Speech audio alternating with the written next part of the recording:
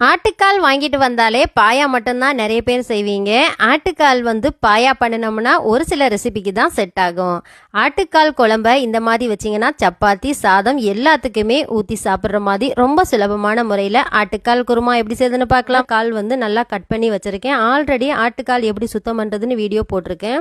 ஆட்டுக்கால் இந்த மாதிரி நடுப்பகுதியை கட் பண்ணிவிட்டு அதில் ஒரு நரம்பு மாதிரி இருக்கும், அதையும் எடுத்து வச்சுருங்க. குக்கர் ஒன்று அடுப்பில் வச்சுட்டு அதில் 4 டேபிள் ஸ்பூன் ஆயில், பட்டை கிராம்பு ஏலக்காய், வெங்காயம் 2 கைப்பிடி அளவு சின்ன வெங்காயம் சேர்த்துருக்கேன். இஞ்சி பூண்டு பேஸ்ட்டு 1 டேபிள் ஸ்பூன் சேர்த்துட்டு அதை நல்லா இந்த மாதிரி வதக்கி விட்டுட்டு ஆட்டுக்கால்களை நல்லா சுத்தம் பண்ணி கழுவியில் வச்சுருக்கோம், அதையும் சேர்த்துக்கோங்க. இந்த மாதிரி நல்லா கலந்து விட்டுருங்க. இது கூடவே மீடியமாக இருக்கக்கூடிய 2 தக்காளி, மிளகாய்த்தூள், மஞ்சள் தூள், கரம் மசாலா சேர்த்துட்டு இது எல்லாத்தையும் மறுபடியும் நல்லா கலந்து விட்டுக்கோங்க.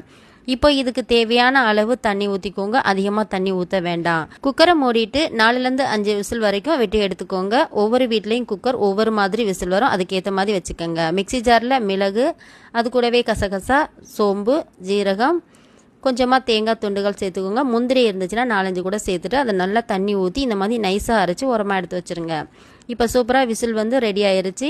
இப்போ இதில் அரைச்சி வச்சுருக்க எல்லாத்தையுமே சேர்த்துக்கோங்க. சேர்த்துட்டு இதை நம்ம விசில் போட வேண்டாம், சும்மா மூடி விடுங்க, நல்லா கலந்து விட்டுருங்க. உப்பு எவ்வளோ இருக்குது அப்படின்னு செக் பண்ணி பார்த்துட்டு இப்படி ஓப்பன் பண்ண மாதிரி நல்லா கொதிக்க வச்சு எடுத்துட்டு நல்லா கொதித்து வெந்ததுக்கு அப்புறமா இதை ஸ்டவ் ஆஃப் பண்ணிவிட்டு ஒரு அரை மணி நேரத்துக்கு அப்புறம்